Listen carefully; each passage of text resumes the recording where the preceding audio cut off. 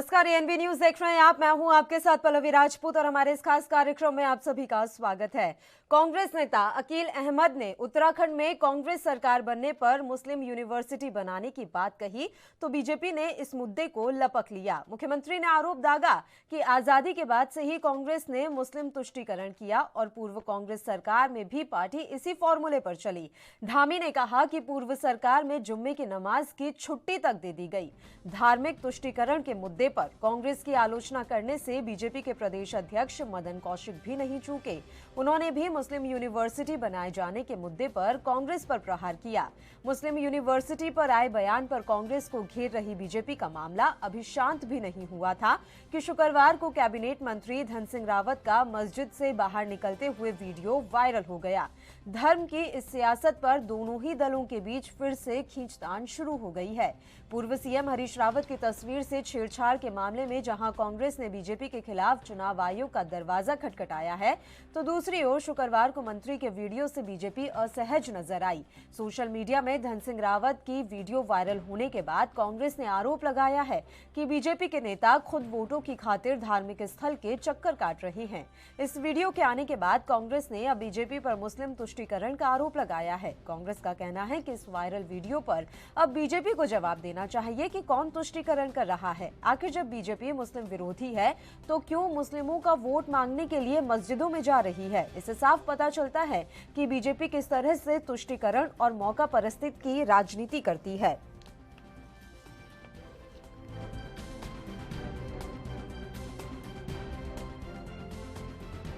सभी मैं आग्रह करूंगा कि शर्मा जी यहाँ पे विधायक बनेंगे तो इन सब चीजों का जो है आप ख्याल रखें। हमारे क्षेत्र में जो विकास कार्य हो रहा है उसी को लेकर जो है मेरा जो बात हुई है, समझौता हुआ है, इसी बेस पर हुआ है कि आपके जो क्षेत्र के काम है वो सारे काम जो है आपके होंगे। मैंने मांग की है कि एक तो जो है मुस्लिम यूनिवर्सिटी होनी चाहिए जिसमें जो है जो मुस्लिम बच्चे हैं वो जो है पढ़ाई कर सके, जो है शिक्षित हो सके, जो है और जो सड़कों का निर्माण है, मैंने आपको बोला यही सब चीजें हैं जो मैंने मांग की है। और इन सब चीजों पे जो है मैंने प्रभारी से बात की है, उन्होंने भी यस बोला। हरीश रावत जी से मेरी बात हुई है, हरीश रावत जी ने भी कहा कि यदि मैं मुख्यमंत्री बनता हूँ तो ये सारे काम होंगे। तो यही मेरी शर्तें थी, वो मान ली पार्टी ने जो है। तो मुझे अब कोई दिक्कत किसी बात की नहीं है, मैं शर्मा जी के साथ हूँ। बकवास है, मैं इस तरीके की बकवास पर कमेंट करना भी अपना अपमान समझता हूँ। कहीं से किसी मुसलमान भाई ने कभी भी मुस्लिम यूनिवर्सिटी बनाए जाने की बात कहीं नहीं मांग उठाई नहीं और ये कहीं नहीं की गई। भाजपा ये क्यों नहीं कहती कि कांग्रेस ने संस्कृत विश्वविद्यालय बनाया, संस्कृत एकेडमी बनाया, हमने संस्कृत विद्यालयों को गारंटी एड में लाने के लिए मदद दी, हमने संस्कृत पढ़ने वाले विद्यार्थियों के लिए विशेष छात्रवृत्ति दी। ये बात तो उनको याद नहीं आती है, मगर अपनी झूठ की लाइब्रेरी से ये मुस्लिम यूनिवर्सिटी ये भाजपा के झूठ की लाइब्रेरी से निकला हुआ पन्ना है। जितना ये हमको घेरने की कोशिश करेंगे भाजपा वाले, उतना ही इनके जिस जयद्रथ के बचाव में लगे हैं उस जयद्रथ का नाश निश्चित है। मैं इस चीज को बहुत हल्का मानता हूं कि हम अनावश्यक बातों पर बात न करें। अगर वो कहीं मस्जिद में गए तो मैं उसको गलत नहीं मानता। मैं ये कहूं कि वो मस्जिद में गए तो इसलिए वो गलत हो गए। हम सिर्फ ये कहते हैं कि उन्होंने 5 साल इस क्षेत्र की जनता को, इस प्रदेश को ठगने का काम किया, जो सही आरोप है। ये कोई बात थोड़ी है कि कोई मस्जिद गया, मंदिर गया, गए तो श्रद्धा है, उनकी श्रद्धा मस्जिद में है तो अच्छी बात है, हम उसका स्वागत करते हैं, हमें कोई दिक्कत थोड़ी है, हमें इसमें कोई दिक्कत नहीं है। कांग्रेस की आइडियोलॉजी विकास की आइडियोलॉजी, मैं उस विकास की आइडियोलॉजी पर बात करना चाहता हूँ और उस विकास की आइडियोलॉजी पर बहस करने के लिए मैं धन सिंह रावत जी को जब वो कहें, जहां वो कहें, मैं उन्हें आमंत्रित करता हूं कि वो विकास की आइडियोलॉजी पर आकर चर्चा। देखिए, माननीय धन सिंह जी का जो वीडियो कांग्रेस वायरल कर रही है और उनको किसी मस्जिद से बाहर निकलता हुआ उनके अनुसार बोला जा रहा है, वास्तव में वह वीडियो कलियर शरीफ दरगाह का है और कलियर शरीफ दरगाह में हिंदू हो, मुसलमान हो, सिख हो, ईसाई हो, मैं सोचता हूँ लगभग हर वर्ग, हर समुदाय का व्यक्ति उनके प्रति श्रद्धा रखता है। हर व्यक्ति वहाँ पर जाता है, अपनी आस्था वहाँ पर प्रकट करता है और कांग्रेस इस समय बुरी तरह हताशा में है, बौखलाई हुई है। और जिस तरह से कांग्रेस ने मुस्लिम यूनिवर्सिटी उत्तराखंड में खोलने की जो एक घोषणा की और जिस तरह से जुम्मे की छुट्टी करने का उनका जो सर्कुलर था सरकारी वो वायरल हुआ, उससे जनता का ध्यान भटकाने के लिए उसने एक ये गैर जिम्मेदाराना बात करी है और कांग्रेस की हम घोर भर्त्सना करते हैं क्योंकि जनता को, उत्तराखंड की जनता को कांग्रेस के द्वारा जबरदस्त तरीके से गुमराह किया गया है। हम उसकी घोर निंदा करते हैं। चलिए इस मसले पर चर्चा की शुरुआत कर लेते हैं। फिलहाल दो मेहमान हमारे साथ जुड़े हुए हैं, मेहमानों से आपका परिचय करवा देते हैं। हेमा भंडारी जी इस समय हमारे साथ जुड़ी हुई हैं, आम आदमी पार्टी के प्रदेश प्रवक्ता हैं, और कमलेश उनियाल जी इस समय हमारे साथ जुड़ गए हैं, भारतीय जनता पार्टी के प्रदेश प्रवक्ता। दोनों ही मेहमानों का स्वागत है ANB न्यूज पर। थोड़ी ही देर में कांग्रेस पार्टी के भी प्रवक्ता हमारे साथ इस चर्चा में शामिल हो जाएंगे, लेकिन उससे पहले मैं कमलेश जी आप ही के साथ शुरुआत कर लेती हूँ। अगर कांग्रेस के किसी नेता ने यह बयान दिया कि वो मुस्लिम विश्वविद्यालय बनवाएंगे, तो इसमें कहां पर तुष्टीकरण की राजनीति आपको खोजने की आवश्यकता पड़ गई सर? किस तरीके से तुष्टीकरण हो रहा है? देखिए, मैं तो एक चीज कहूंगा कि भारतीय जनता पार्टी जो है, हम लोगों का जो नारा है वह सबका विकास, सबका साथ और सबका विश्वास। आप एक चीज बताइए, ये सही कह रहे हैं आप कि कहीं चाहे मुस्लिम यूनिवर्सिटी खुलने की बात हो या संस्कृत यूनिवर्सिटी खुलने की बात हो, इसमें कहीं ना कहीं किसी को कोई आपत्ति नहीं है, होना भी चाहिए हर धर्म की, हर जाति की, क्योंकि हम तो सबके साथ है सबका। लेकिन चुनाव के कालखंड में अगर आप कांग्रेस का इतिहास उठाकर देखोगे तो कांग्रेस यहाँ पर तो कहीं ना कहीं आप ये देखोगे कि कांग्रेस यहाँ पर तो मुस्लिम विश्वविद्यालय की बात कर रही है। जैसे अकील अहमद जो अपने सहसपुर से चुनाव लड़ रहे थे, लेकिन किसी न किसी कॉम्प्रोमाइज के तहत उन्होंने 12 बिंदुओं में एक बिंदु ये भी रखा कि भाई मैं इसलिए अपना नामांकन वापस ले रहा हूं कि एक मुस्लिम यूनिवर्सिटी के कहीं ना कहीं यहाँ पर जब हमारी सरकार बनेगी, और उनका वीडियो भी वायरल हो रहा है। आप कर्नाटक की अगर हम लोग बात करते हैं तो कर्नाटक में कांग्रेस संस्कृत विश्वविद्यालय का विरोध करती है। इनके प्रवक्ता वहां पे नटराज गौड़ हैं जो कांग्रेस के प्रवक्ता है, तो वो खुद वहां पर विरोध करते हैं। तो ये देश काल परिस्थिति के हिसाब से धर्म का चोला ओढ़ते हैं और कभी जनेऊ धारण करके आपने देखा मंदिरों के आगे घूमते हैं, कभी मस्जिदों के आगे घूमते हैं, और तुष्टीकरण 70 साल से लगातार कांग्रेस करे आ रही है। तो आज की जनता, उत्तराखंड की जनता और आम जनमानस को संपूर्ण यह बात है कि कौन व्यक्ति इसकी तुष्टीकरण की राजनीति कर रहा है। तो कांग्रेस का तो इतिहास ही इसमें लिप्त है। और जहां तक हम लोग एक चीज मानते हैं कि अगर सब धर्म और सब व्यक्ति, प्रत्येक व्यक्ति के विकास की तो कोई बात करता है तो भारतीय जनता पार्टी करती है। लेकिन अगर कांग्रेस का चाल चरित्र चेहरा अगर देखोगे तो इनका पुराना ही पहले से पैटर्न चला आ रहा है। जब भी चुनाव की कोई बात आती है तो ये तुष्टीकरण की राजनीति करते हैं, और उस तुष्टीकरण की राजनीति में वोटों का ध्रुवीकरण करते हैं ताकि हम लोग किस्तों से अपनी सीटों को, और स्थिति इनकी कहीं भी, ये चाहे कुछ भी कर लें, इनके हरीश रावत कैसे बयान दे रहे हैं, कितने भी गिर जाए, लेकिन कहने मतलब जनता इनको स्वीकार नहीं करेगी। और जो पुराना आप ये देखिए, पहले भी इन्होंने ये स्वीकार भी किया है जब इन्होंने पहले रावत का वीडियो वायरल हो रहा है सर, वो मस्जिद से बाहर निकलते हुए दिखाई दे रहे हैं उस वीडियो में। अब कांग्रेस आप ही पर हमलावर है कि एक तरफ आपको दिक्कत हो गई कि अकील अहमद ने क्यों कह दिया मुस्लिम यूनिवर्सिटी बनाएंगे, और उसके बाद आप ही के कैबिनेट मंत्री मस्जिद से बाहर निकलते हुए नजर आ रहे हैं। तो तुष्टीकरण की राजनीति कौन सी पार्टी नहीं करती, इस पर जवाब जरूर दीजिएगा। हेमा भंडारी जी का एक रिएक्शन ले लेते हैं। हेमा भंडारी जी, इस समय देवभूमि में मुस्लिम यूनिवर्सिटी की एंट्री हो रखी है और बड़ा शोर मच रहा है इस मसले पर कि तुष्टीकरण हो रहा है। साहब, किस तरीके से देख रही हैं आप इस राजनीति को, और आम आदमी पार्टी मुस्लिम तुष्टीकरण या धार्मिक तुष्टीकरण से कितनी दूर है? जिस तरह से भाजपा और कांग्रेस की ये राजनीति है, मतलब दोनों ही पार्टियां मुद्दाहीन पार्टी हैं और इनके पास सिर्फ धर्म की राजनीति करने के अलावा कुछ नहीं है। और जैसे कि कमलेश जी बता रहे हैं कि सबका साथ, सबका विकास, तो धर्म की राजनीति कौन करता है ये पूरा देश जानता है। धर्म के नाम पे वोट कौन मांगता है ये पूरा देश जानता है, क्योंकि इनके चुनाव के समय भाजपा के हो या कांग्रेस के बड़े बड़े नेता दोनों आमने सामने आकर धार्मिक उन्माद को सामने लाने का कोशिश करते हैं ताकि जनता का ध्यान भटका सके। उत्तराखंड में की प्रदेश की जनता के लिए इन्होंने क्या किया? इनके पास विकास के मुद्दे नहीं है। तो ये धर्म की, देखिए किसी भी मस्जिद में जाना, मंदिर में जाना कोई अपराध नहीं है, लेकिन एक तरफ जो प्रधानमंत्री मोदी जी कहते हैं हिस्ट्री सीटर को हटाएंगे, और दूसरी तरफ सबसे ज्यादा आपराधिक मामले इनके मंत्रियों और विधायकों पर हैं, और चुनाव आते आते ये धर्म पर ले आते हैं, सारी चीजें घूम के धर्म पर आ जाती हैं। इन्होंने प्रदेश की जनता के लिए 21 साल में क्या किया ये बता नहीं सकते, उसके नाम पे ये वोट नहीं मांग सकते। इसलिए अभी जो असली जो राजनीति ये सोच रहे हैं कि जनता का ध्यान भटका देंगे विकास से, और सभी जनता सिर्फ धर्म के नाम पर ही अपना ध्यान भटका सकती है। उत्तराखंड की जनता भोली भाली जरूर है, लेकिन पछड़ी की जनता है, और इन 21 सालों में समझ चुकी है कि किस तरह से उनको बेवकूफ बनाने का काम दोनों सरकारें करती रही हैं, भाजपा हो या कांग्रेस।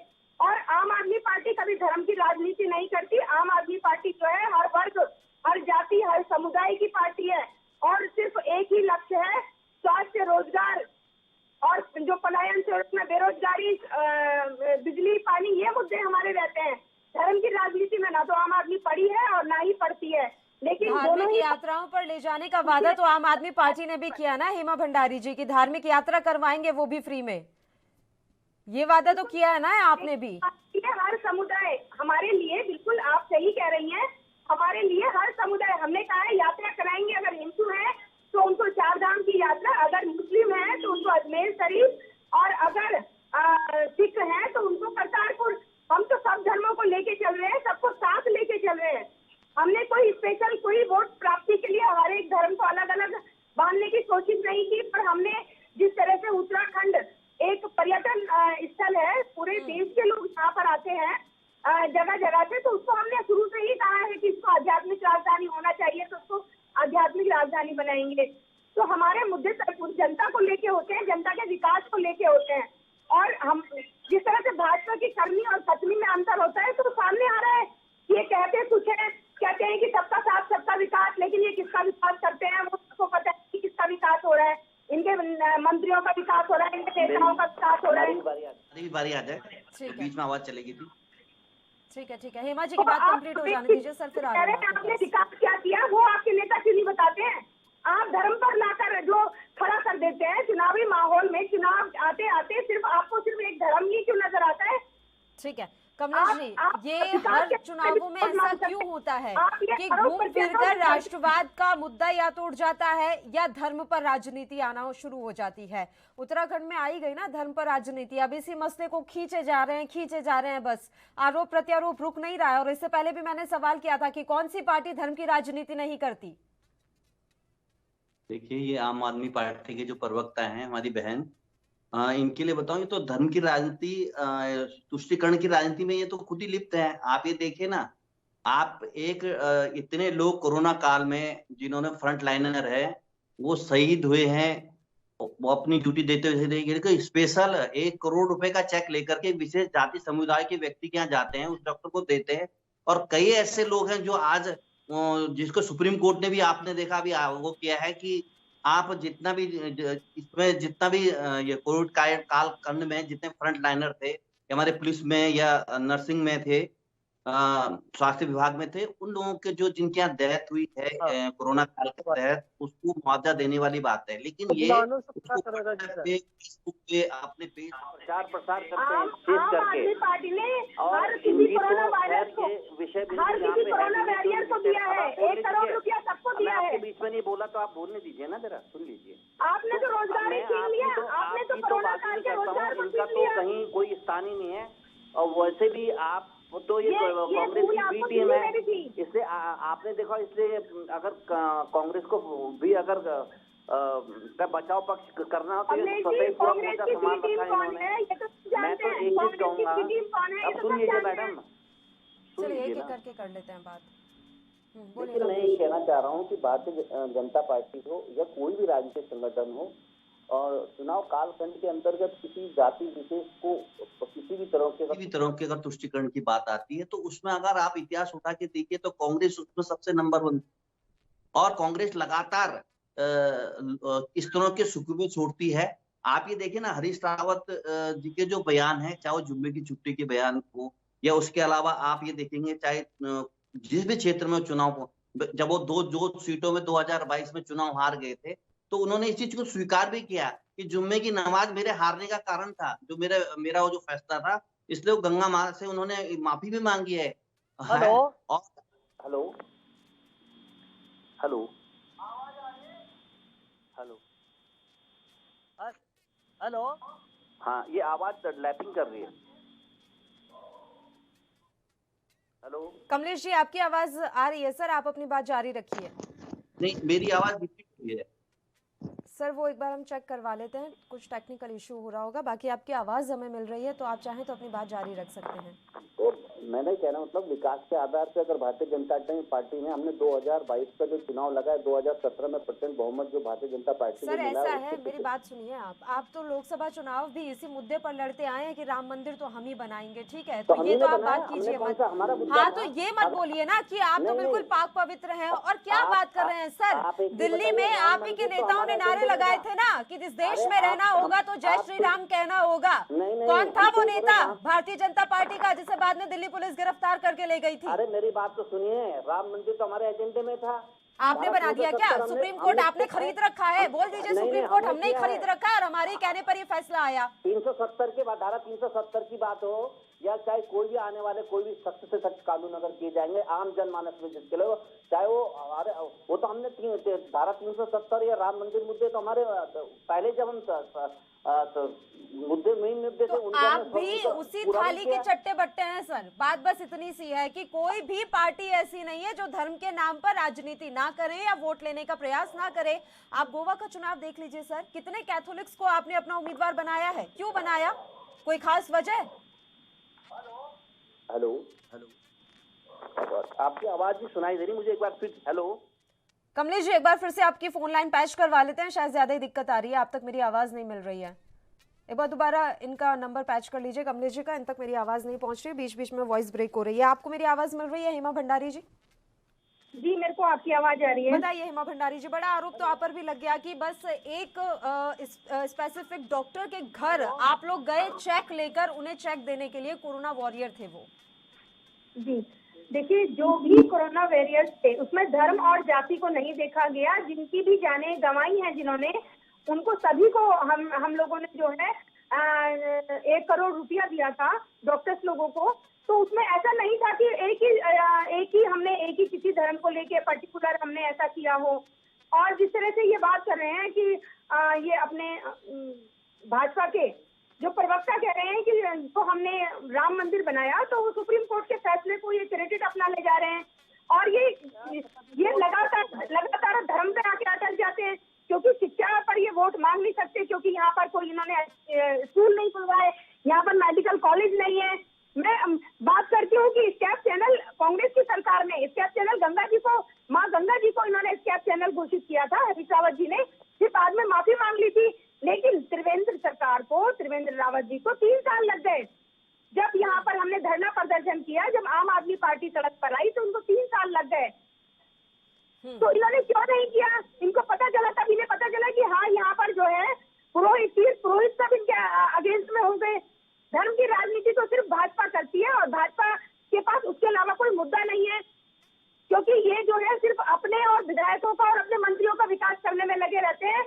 जो आज जिस तरह से कल रात हरिद्वार में कल रात शराब की बोतलें, इनके मंडल अध्यक्ष की शराब की बोतलें पकड़ी गई, स्मैक पकड़ी गई है, अब तक उसकी गिरफ्तारी नहीं हुई है।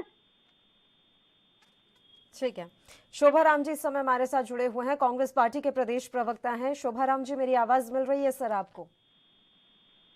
जी शोभा राम जी, 4 धाम 4 काम का नारा बुलंद करके चल रही है कांग्रेस पार्टी, लेकिन इस बीच आपके नेता का जो बयान इस समय सुर्खियों में छाया हुआ है अकील अहमद का, आपकी मुश्किलें बढ़ा सकता है, क्योंकि बीजेपी तो बिल्कुल एकदम चढ़ गई है इस मसले पर आपके ऊपर कि बोल कैसे दिया आपने कि हम मुस्लिम यूनिवर्सिटी बनाएंगे। तुष्टीकरण की राजनीति कर रही है कांग्रेस पार्टी। आप ये देखिए कि बीजेपी चिल्लाने के सिवा कुछ काम नहीं करती। ये दूसरे जो लोग काम करते हैं, ये उन पर भी उंगली उठाते हैं, अपने आप ये करते कुछ नहीं है। ये दूसरे के ऊपर जरूर उंगली उठा देंगे, अपने आप इन्होंने कुछ नहीं करना है। ये भारतीय जनता पार्टी की राजनीति है, ये तुष्टीकरण की नीति करते हैं, ये फूट की राजनीति करती है, परिवार में फूट डालने की राजनीति करती है, आपस में भिड़वाने का काम करती है। भारतीय जनता पार्टी का काम हमेशा यही रहा है, ये कोई काम नहीं करेंगे, हमेशा इनका यही काम रहा है। नहीं सर, तो आपके अकील अहमद ने ये बयान दिया या नहीं दिया ये तो बताएं, क्योंकि हरीश रावत कह रहे हैं कि इस तरह का कोई बयान उन्होंने नहीं दिया, और अकील अहमद का जो बयान सामने आ रहा है उसमें वो साफ तौर पर हरीश रावत का नाम ले रहे हैं। नहीं, हरीश रावत जी ने जो भी बयान दिया है ये उसका प्रूफ तो दे, अगर उनके पास प्रूफ है तो उसको प्रूफ क्यों नहीं देते ये? आपके अकील अहमद झूठ बोल रहे हैं ऐसा मान लिया जाए? कांग्रेस कभी झूठ की राजनीति करती, कांग्रेस कहने से ज्यादा करने में विश्वास करती है, कभी झूठ की राजनीति नहीं करी। अगर हरीश रावत जी ने कोई बयान दिया तो ये प्रूफ तो दे उसका जीरो दिखाए कहीं भी, जहाँ भी उसका जीरो। हरीश रावत क्यों बयान देंगे सर? अकील अहमद ने बयान दिया है ना कि मेरी मुख्यमंत्री से बात हुई है, माफ कीजिएगा, मेरी हरीश रावत से बात हुई है कि अगर वो मुख्यमंत्री बनते हैं तो यहाँ पर एक मुस्लिम यूनिवर्सिटी खोली जाएगी जहाँ मुस्लिमों के बच्चे पढ़ेंगे। ये बयान तो अकील अहमद ने दिया है, उन्होंने नाम लिया है हरीश रावत का, कुछ 12 बिंदुओं पर उनके साथ समझौता हुआ है। ये दूसरे के ऊपर उंगली उठाते हैं। धन सिंह रावत जी मस्जिद से निकल रहे हैं। पहले मेरे सवाल का जवाब देंगे, फिर हम धन सिंह रावत पर चर्चा करते हैं। जो अकील अहमद कह रहे हैं क्या वो सब गलत है? क्या वो झूठ बोल रहे हैं? क्या वो जानबूझकर हरीश रावत का नाम ले रहे हैं? वो जानबूझ करके अफवाह फैला रहे हैं। चुनाव आ रहा है, चुनाव के बीच जाते हुए इनको डर लग रहा है। इनको चुनाव में जाने के लिए कभी हिम्मत चाहिए, ये डरे भी है चुनाव से, इसलिए आप अपने नेता के लिए बोल रहे हैं क्या ये सब? अकील अहमद के लिए बोल रहे हैं ये सब, क्योंकि वही फैला रहे हैं ये सारी बातें, झूठ बोल रहे हैं अकील अहमद। वो प्रूफ अकील अहमद जी प्रूफ दे रहे अपना, ये प्रूफ क्यों नहीं देते? किससे प्रूफ मांग रहे हैं सर? आप थोड़ा ना क्लियर करके बात कीजिए, किससे प्रूफ मांग रहे हैं? कौन प्रूफ दे ये बताएं, किससे सबूत मांग रहे हैं आप? मैं ये कह रहा हूँ अकील अहमद जी ने जो भी बात कही है, हाँ। हम ये कह रहे हैं कि धन सिंह रावत जी मस्जिद में क्या करने गए थे? ये दूसरे के ऊपर तो उंगली उठाते हैं बीजेपी वाले। बात घुमा दी आपने। मैंने आपसे पूछा किससे सबूत मांग रहे हैं और किस बात का सबूत मांग रहे हैं। मैं बोल रही हूँ सर, धन सिंह रावत पर भी हम चर्चा करेंगे, लेकिन उससे पहले आप एक बार बात कीजिए अकील अहमद और हरीश रावत के बारे में। आपने किससे सबूत मांगने की बात कही अभी? अकील अहमद जी ने क्या बात कही है सर? मैं 4 बार तो बता चुकी हूँ, चलिए 5वीं बार फिर बता देती हूँ। अकील अहमद कह रहे हैं कि मेरी हरीश रावत से 12 बिंदुओं पर चर्चा हुई है, 12 बिंदुओं पर हमारा समझौता हुआ है, और इस समझौते में ये भी मेंशन है कि अगर हरीश रावत मुख्यमंत्री बनते हैं तो उत्तराखंड में एक मुस्लिम यूनिवर्सिटी स्थापित की जाएगी और इस यूनिवर्सिटी में सिर्फ मुस्लिम बच्चे ही पढ़ेंगे। ऐसा जितनी भी यूनिवर्सिटी खुली हुई है, चाहे वो जामिया यूनिवर्सिटी हो चाहे देवबंद यूनिवर्सिटी है, हर उसके बच्चे पढ़ते हैं उसमें।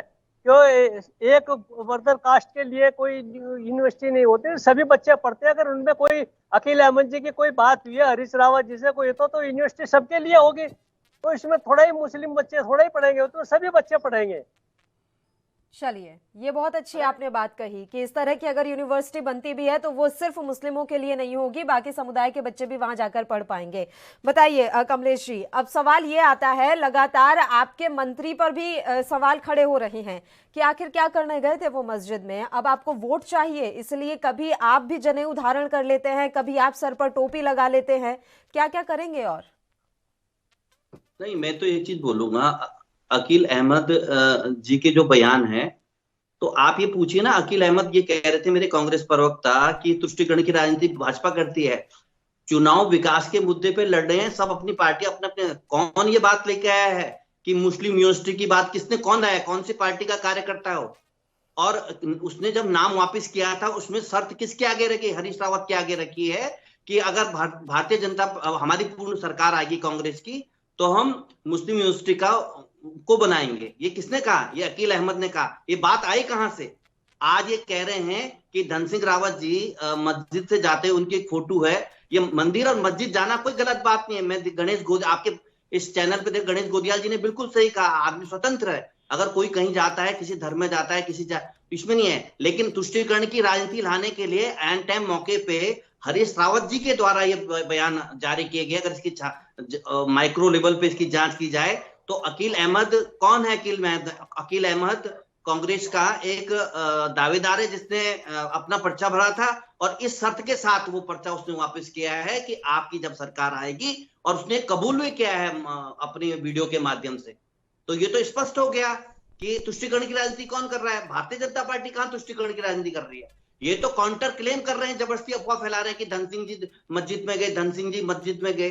तो तुष्टिकरण करने का अगर श्रेय किसी को जाता है तो वो हरीश रावत जैसे व्यक्ति को जाता है, जो उत्तराखंड के अंदर, जो देवभूमि हमारी उत्तराखंड के अंदर बार बार इस तरह की बातें और इसकी तरह बयान लाते हैं कि ताकि तुष्टिकरण हो और वोटों का ध्रुवीकरण हो।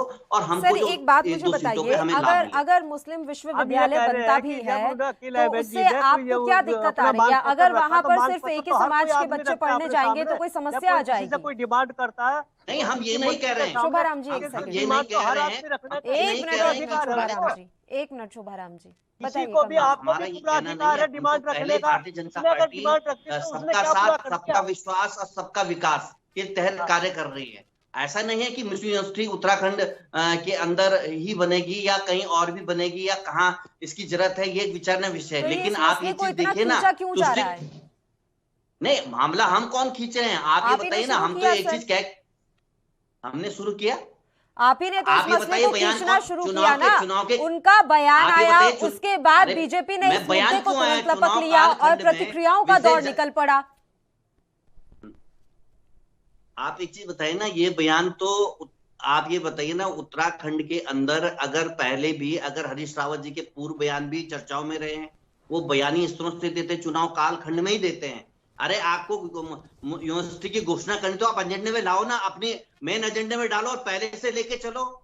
अब 2022 में आपकी सरकार आने वाली नहीं है तो आप एजेंडे में लाइए और बोलिए कि 2-5 साल तक ये चीज बोलिए कि साहब हमने तो बोला है कि हम राम मंदिर वहीं बनाएंगे, तो हम तो शुरू से बोलते आ रहे हैं। खाली तुष्टिकरण के लिए हम उन चीजों का, ये तो मुसलमानों के वोटों को कन्विंस करने के लिए तुष्टिकरण हो जाए किसी तरह से। ये कोई यूनिवर्सिटी बनाने इनकी चाहत नहीं है। अगर इन्होंने यूनिवर्सिटी बनानी थी तो क्या आप भी तो 2007 से 2012 तक इनकी सरकार ने कितनी यूनिवर्सिटी बना दी? आपको भी याद आता है राम मंदिर, आपको भी राम मंदिर चुनाव में याद आता है कि आप ये बताइए। अरे हमने तो बनाया, हम बोलते हैं हमने तो लाभ रखा था और उसको हर आदमी को अधिकार है। सुप्रीम कोर्ट ने फैसला दिया था इस बारे में। चलिए चर्चा जारी रखेंगे। बस एक छोटे से ब्रेक के लिए पहले यहाँ रुक रहे हैं, फौरन हाजिर होंगे।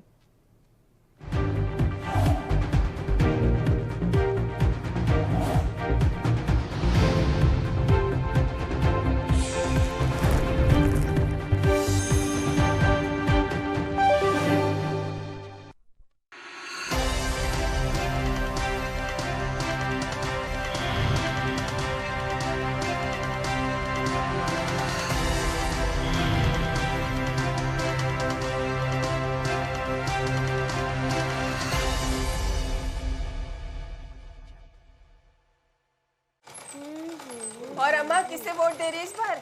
My name is Pooja. I study in class 2. I go to school.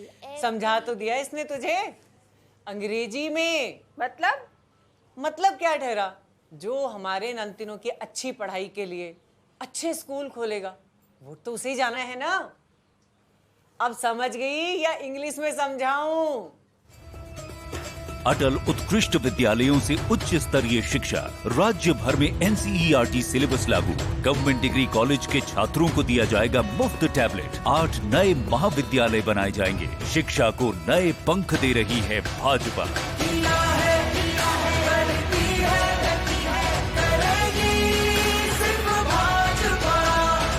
Uttarakhand की पुकार, मोदी धामी सरकार। कम ब्रेक और ज्यादा खबरों के साथ देखिए ANB news in channel number पर।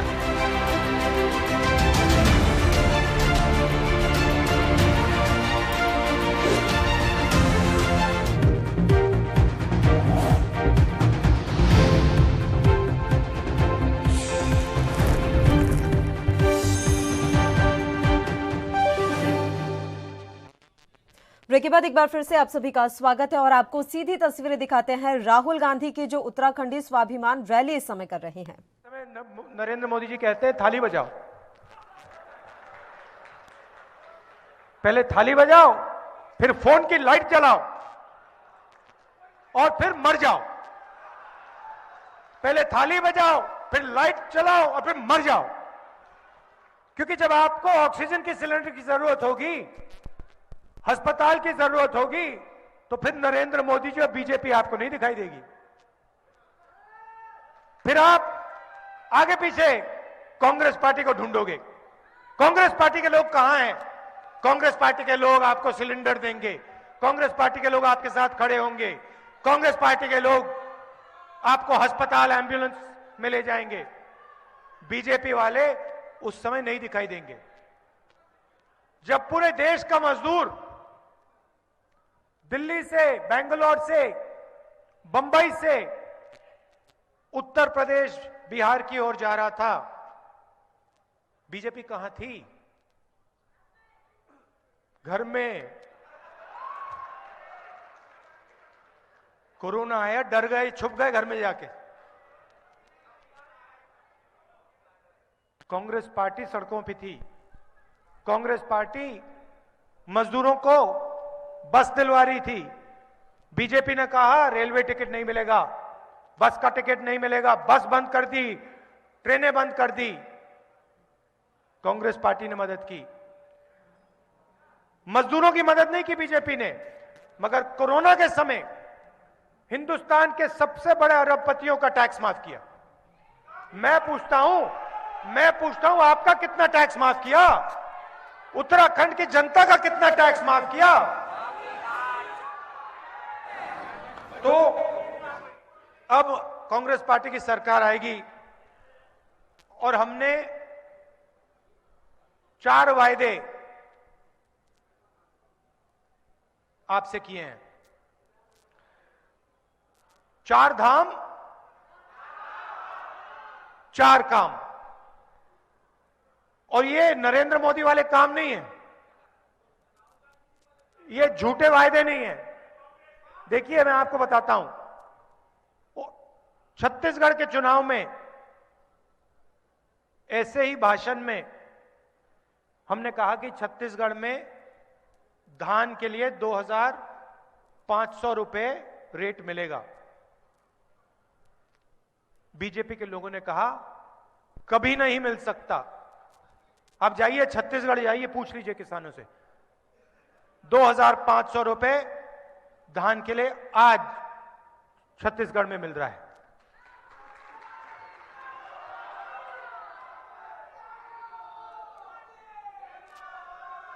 छत्तीसगढ़, राजस्थान, मध्य प्रदेश, पंजाब, कांग्रेस पार्टी ने कर्जा माफी का वायदा किया, कर्जा माफी करके दे दी। तो हम 4 वायदे कर रहे हैं आपसे, और भी हैं, मगर हमारे मेन 4 वायदे हैं। 4 धाम, 4 काम। पहला कि हम 2 करोड़ युवाओं को रोजगार नहीं देंगे, क्योंकि अगर मैं यहां आपको कहता कि भैया 2 करोड़ युवाओं को रोजगार दिया जाएगा, वो झूठ होता। मगर हम 4 लाख युवाओं को रोजगार देंगे।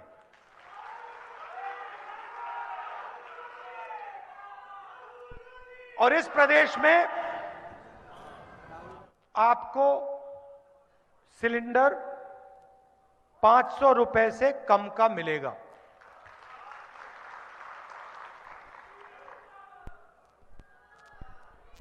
दो 3 दिन पहले मैं छत्तीसगढ़ में न्याय योजना का अनाउंसमेंट मैंने किया।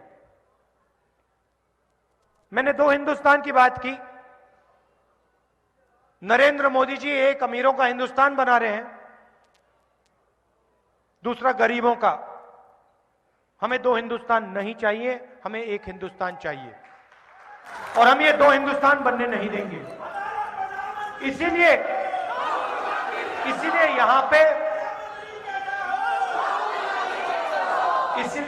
यहां पे उत्तराखंड में और जहां भी हमारी सरकार बन रही है, वहां पे हम न्याय योजना लागू करेंगे। न्याय योजना एक ऐतिहासिक कदम है, ऐतिहासिक कदम है। 5 लाख परिवारों को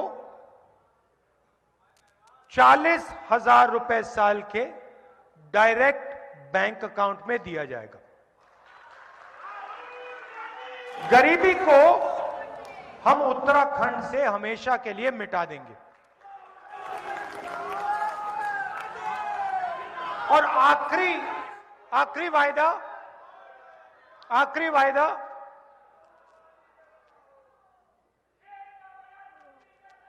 स्वास्थ्य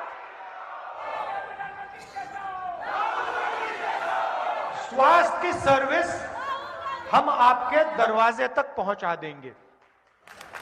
आपको इधर उधर नहीं घूमना पड़ेगा। आपको दरवाजे के सामने दवाई, डॉक्टर, एम्बुलेंस कांग्रेस पार्टी पहुंचा के दिखा देगी। जहां गाड़ी वाली एम्बुलेंस नहीं जा पाएगी, वहां पे हम मोटरसाइकिल वाली एम्बुलेंस लगा देंगे। और अभी देवेंद्र यादव जी ने मुझे बोला कि हम सिर्फ मोटरसाइकिल वाली एम्बुलेंस नहीं लगाएंगे, जहां मोटरसाइकिल नहीं पहुंच सकती वहां हम ड्रोन से दवाई पहुंचा देंगे। मगर मैं आपको देखिए एक बात उत्तराखंड के युवाओं को, उत्तराखंड की जनता को बताना चाहता हूं। आज मैंने किसानों को भी यह कहा, किसान इस देश की रीढ़ की हड्डी है और एक साल के लिए हिंदुस्तान के किसान सड़कों पे खड़े थे। कोरोना के समय ठंड में इस देश के किसान खड़े थे। क्यों खड़े थे? क्योंकि नरेंद्र मोदी जी ने 3 काले कानून लागू किए। कानून किस चीज के थे? कानून का लक्ष्य क्या था? कानून का लक्ष्य किसानों की आमदनी, किसानों की मेहनत, किसानों की शक्ति को नरेंद्र मोदी। चलिए अपने मुद्दे का हम रुख कर लेते हैं। लगातार हम चर्चा कर रहे हैं कि उत्तराखंड में इस समय तुष्टीकरण की राजनीति हावी नजर आ रही है। अकील अहमद जो कि कांग्रेस के नेता हैं, उन्होंने कुछ इस तरह का बयान दे दिया है जिसके बाद से भारतीय जनता पार्टी इस समय कांग्रेस पर हमलावर है और मुस्लिम तुष्टीकरण का आरोप लगा रही है। कमलेश उनियाल जी भारतीय जनता पार्टी के प्रदेश प्रवक्ता लगातार हमारे साथ बने हुए, एक बार फिर से उनका रुख कर लेते हैं। कमलेश जी, सवाल सर ये है कि अगर आप लोग कट्टर हिंदुत्व का ठेका लेकर घूमते हैं तो क्या किसी और पार्टी को कोई हक नहीं कि वो किसी एक विशेष समुदाय पर फोकस कर सके?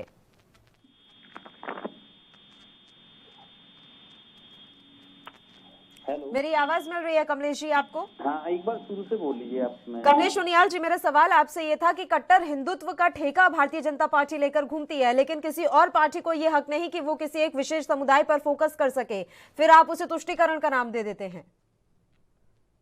तो एक चीज बोलेंगे ना आपको, कट्टर हिंदुत्व वाली बात की, हम तो हर समुदाय हर जाति को ट्रिपल तलाक जो व्यवस्था जिसके लिए हमने कानून बनाया है या जिसको ये किसके लिए था? ये अन्य समुदायों की बहनें थे, उनके लिए नरेंद्र मोदी जी ने सोचा है।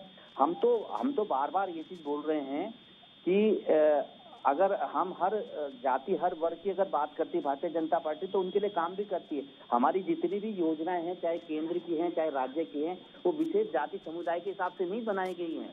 आप ये देखें ना, हमारी चाहे आयुष्मान योजना है या हमारी जितने भी केंद्र सरकार की, चाहे हम लोग 4 लाइन की उत्तराखंड के अंदर बात करते हैं, चाहे हम कर्णप्रयाग रेलवे की बात करते हैं, चाहे हम आयुष्मान जो पूरे उत्तराखंड के अंदर प्रत्येक व्यक्ति के लिए, तो उसमें हर जाति और हर समुदाय का व्यक्ति आता है। तो भारतीय जनता पार्टी किसी ये जाति लव वर्ग जिहाद विशेष को जैसे शब्द किसके कार्यकाल में हमने सुनना शुरू किया है सर? इसके अलावा मॉब लिंचिंग के जो मामले हमने देखे इन दिनों, वो किसके कार्यकाल में बढ़े और किसके कार्यकाल में हमने सुने? इसका जवाब है आपके पास? देखिए, मैं कार्यकाल की बात ही करूंगा कि अगर कोई भी चीज, अगर किसी भी चाहे वो हिंदू धर्म हो, चाहे वो सिख हो, चाहे ईसाई हो, कोई भी धर्म को मानने वाले व्यक्ति अगर किसी के साथ भी, आप ये देखेंगे भारत के संविधान के खिलाफ या भारतीय के जो उसके मौलिक अधिकारों का हनन होगा, तो उसके लिए भारतीय जनता पार्टी अगर कानून बनाना पड़े या ऐसे कानूनों में सुधार की गुंजाइश हो तो करती रहती है। उसमें कोई जाति विशेष को देख करके हमने कभी कहा ही नहीं। अगर सपोज करो हम चाहे अगर किसी भी, अगर लिंचिंग की अगर आप बात करते हैं तो आप ये बताइए, लिंचिंग तो आप ये चाहे कांग्रेस शासित राज्य है या उसके अलावा आप ये देखिए चाहे अन्य दलों, समाजवादी पार्टी, बहुजन समाजवादी पार्टी, तो ये तो प्रक्रिया है। लेकिन भारतीय जनता पार्टी की, चाहे यूपी की गवर्नमेंट को देखो, चाहे उत्तराखंड की गवर्नमेंट को देखो, भारतीय जनता पार्टी की जो भी सरकार है उनमें आप अगर रेट पहले के हिसाब से देखेंगे, चाहे दंगों का आंकड़ा हो, चाहे आप किसी भी प्रकार का कोई अराजकता से संबंधित कोई भी विवाद आप देखेंगे तो आज ना के बराबर है। लेकिन इनके कालखंड में अगर आप जाएंगे तो यहाँ पर राम मंदिर के नाम पर चंदा जो मांगा जा रहा था उस समय तथा कथित हिंदू संगठनों ने किस तरीके की स्थितियां पैदा कर दी थी। सरेआम मारपीट की जा रही थी और ना जाने कैसी कैसी वारदातें तो मध्य प्रदेश से हमारे सामने आ गई।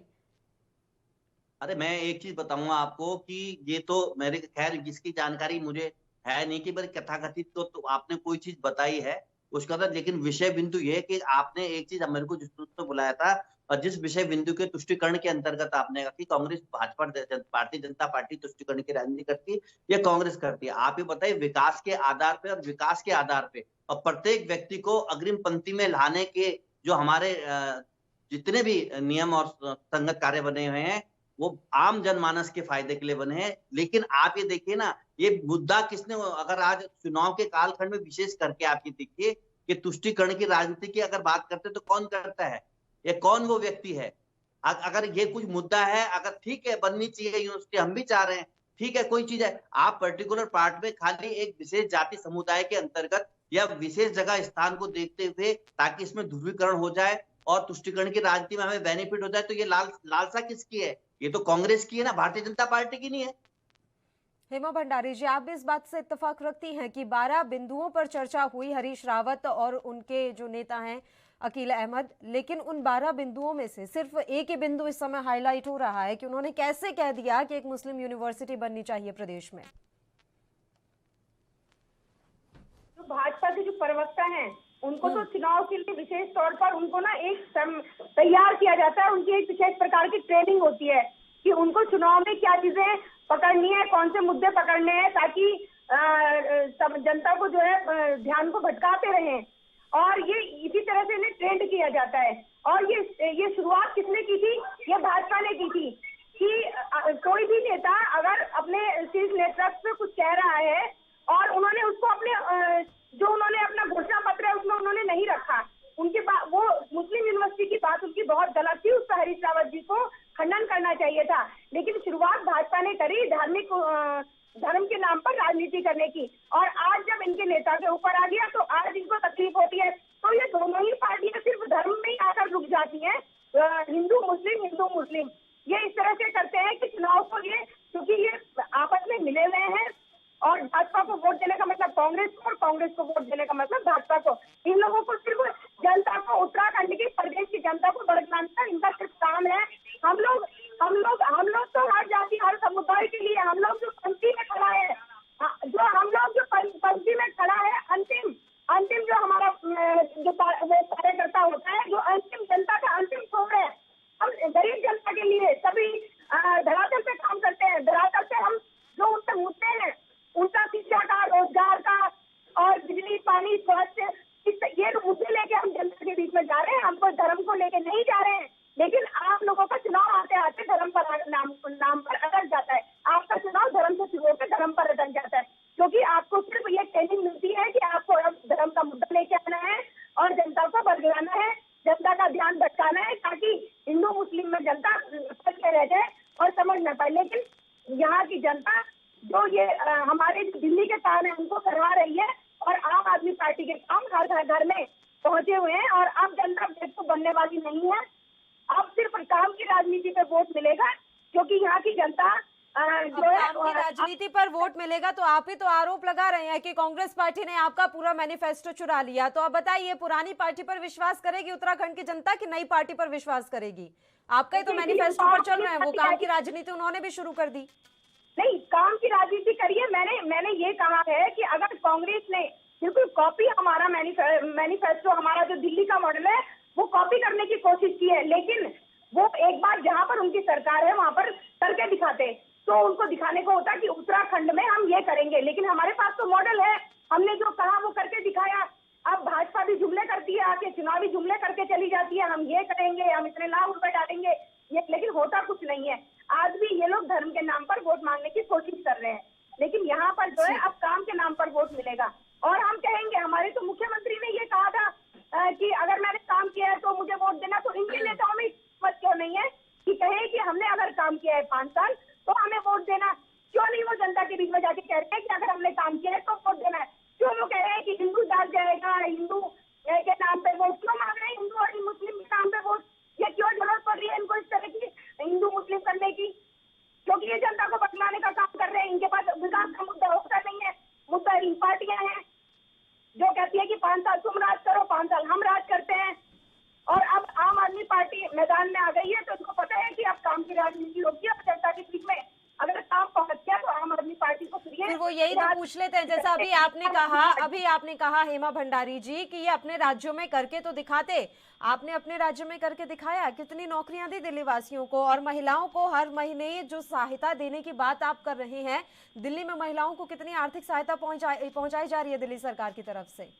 देखिए, हमने जो है दिल्ली में नौकरियां दी हैं, और नौकरियां जिससे मोहल्ला क्लिनिक खोले हुए हैं उसमें कितने व्यक्ति हैं, डॉक्टर हैं, नर्स हैं, जबकि वो भी एक तरह का रोजगार है। हमने लोगों को रोजगार देने की बात कही थी और वो हमने पूरी की है। रही बात महिलाओं की, आपके मोहल्ला क्लिनिकों को जब चलना चाहिए था ना, जब उनकी बहुत ज्यादा जरूरत थी कोविड के समय में, जब पीक पर था कोविड, तो उनकी क्या स्थिति थी, किस तरीके से बंद करने पड़ गए थे मोहल्ला क्लिनिक, सबने देखे हैं। तो आप क्या चाहती हैं कि उत्तराखंड में भी ऐसे मोहल्ला क्लिनिक खोल दिए जाएं और उसके बाद जब जरूरत हो तो ये पे ताले लटके मिले? यहाँ पर तो भाजपा के मंत्रियों को भी दिल्ली में, मैं नाम नहीं लूंगी, लेकिन दिल्ली में जाने की जरूरत पड़ गई। क्यों नहीं इन्होंने उत्तराखंड को सुधार किया? क्यों नहीं इन्होंने स्वास्थ्य सुविधाएं यहाँ पर दी? ये तो लगातार यहाँ पर राज कर रहे हैं।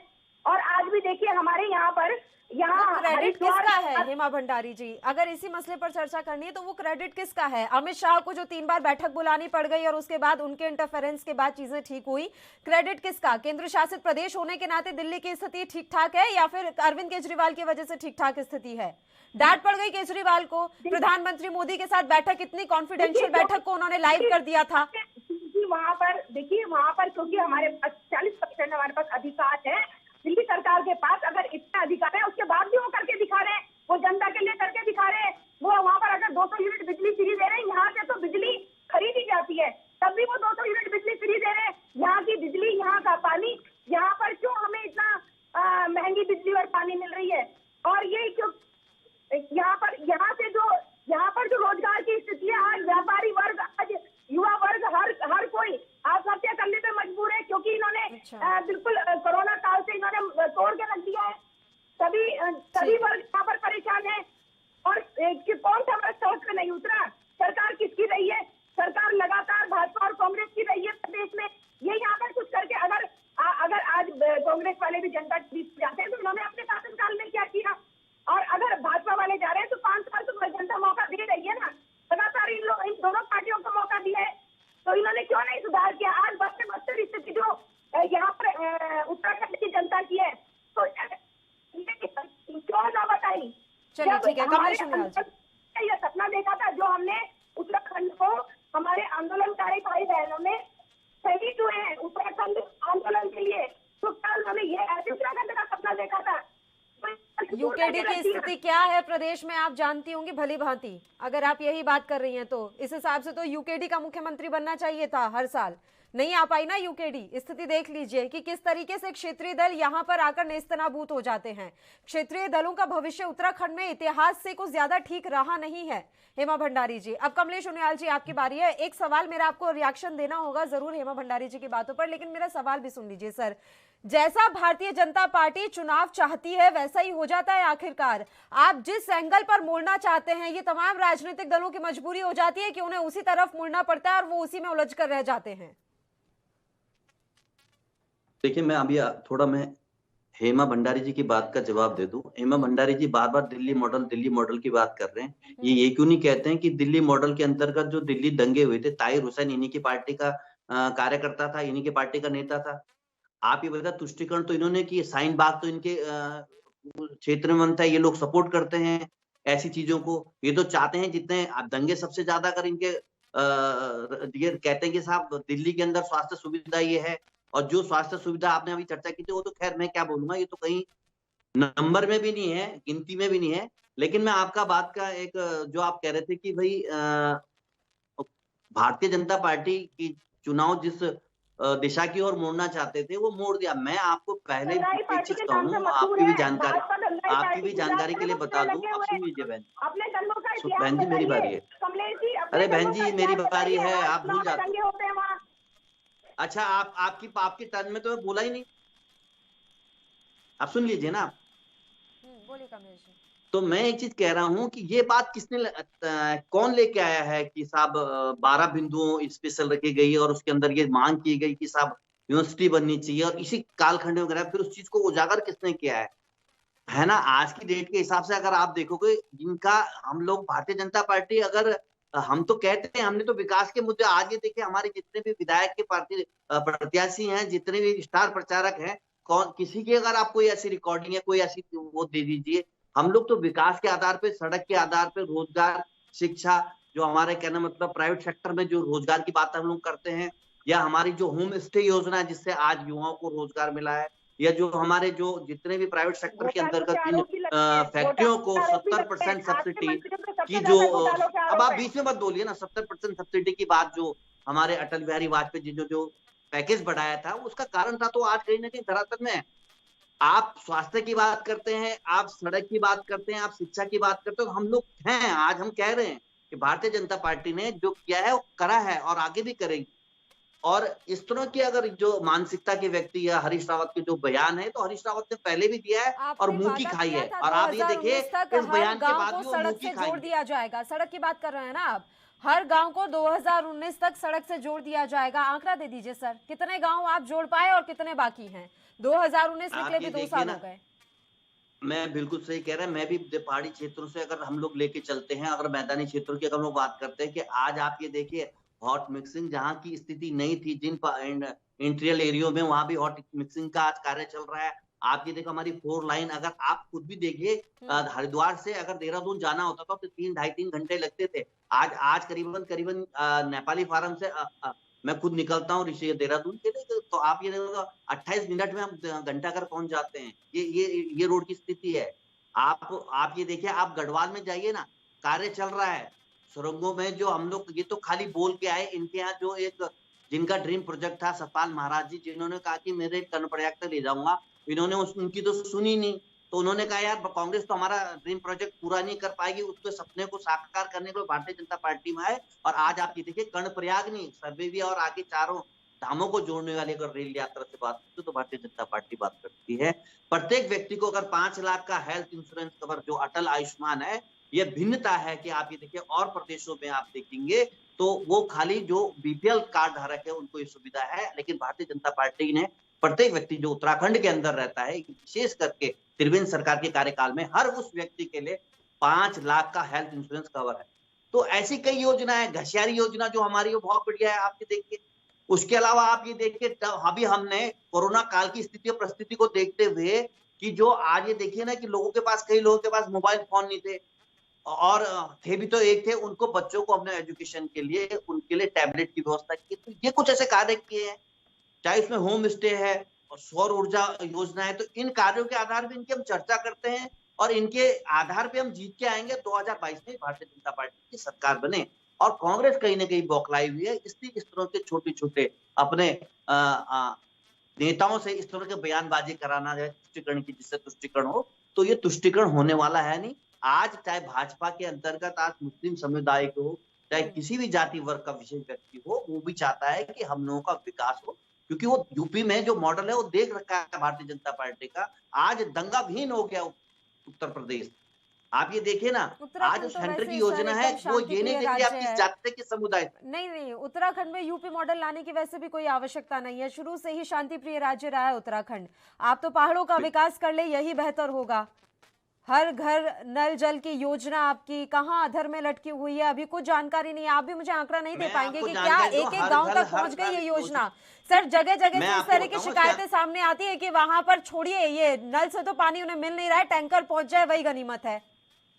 आप ये बताइए, आज हर घर नल, हर जल नल, हर नल जल की जो हमारी योजना है, 1 रुपए में कनेक्शन है, जो अर्बन एरिया में 35 रुपए है, जिसमें कुछ ऐसा रेट है। लेकिन मैं आपको बताऊं, फर्स्ट फेज का काम हो गया। पहले फेज के अंदर पहले नल बिछाए जाएंगे और सेकंड फेज के अंदर जितने हमारे प्राकृतिक स्रोत है जिनका चयन हो गया, जिसके लिए पैसा रिलीज भी हो गया था इस बजट में, उसके अंतर्गत उन स्रोतों का अध्ययन करके उसमें अध्ययन भी हो गया, उनमें कार्य भी चल रहा है। सेकंड फेज के अंतर्गत उन नलों के माध्यम से पानी भी आएगा। तो चुनावों के मौसम में विकास पर चर्चा हो, ना कि धर्म की राजनीति पर चर्चा हो। हेमा भंडारी जी, समय की कमी है इसलिए आपका आखिरी कमेंट चाहूंगी इस पूरे मसले पर।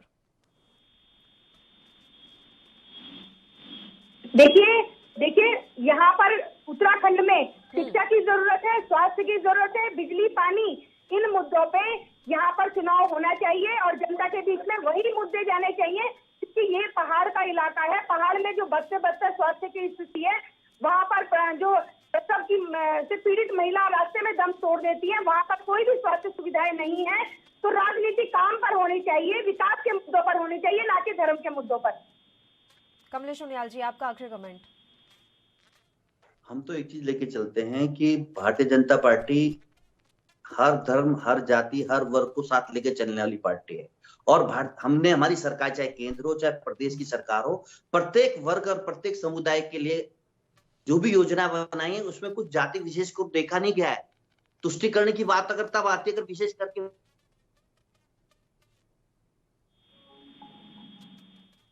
चलिए कमलेश जी, आपकी आवाज नहीं आ रही है, शायद आपका फोन लाइन डिस्कनेक्ट हो गया है। शुक्रिया तमाम मेहमानों का चर्चा करने के लिए आप हमारे साथ जुड़े। तो उत्तराखंड की राजनीति में इस समय तुष्टिकरण हावी नजर आ रहा है। जिस तरीके से बयान दिया है अकील अहमद ने, उसके बाद भारतीय जनता पार्टी कांग्रेस पर हमलावर है और कहीं ना कहीं धर्म पर आकर एक बार फिर से सियासत अटक गई है। अब देखने वाली बात रहेगी कि जो आरोप इस समय बीजेपी कांग्रेस पर लगा रही है, क्या इस मुद्दे के सहारे बीजेपी सत्ता पर काबिज होने में सफल हो पाएगी। इसी के साथ इस बुलेटिन में इतना ही। मुझे दीजिए इजाजत। देश और प्रदेश की तमाम ताजा खबरों के लिए आप बने रहिए हमारे साथ। नमस्कार।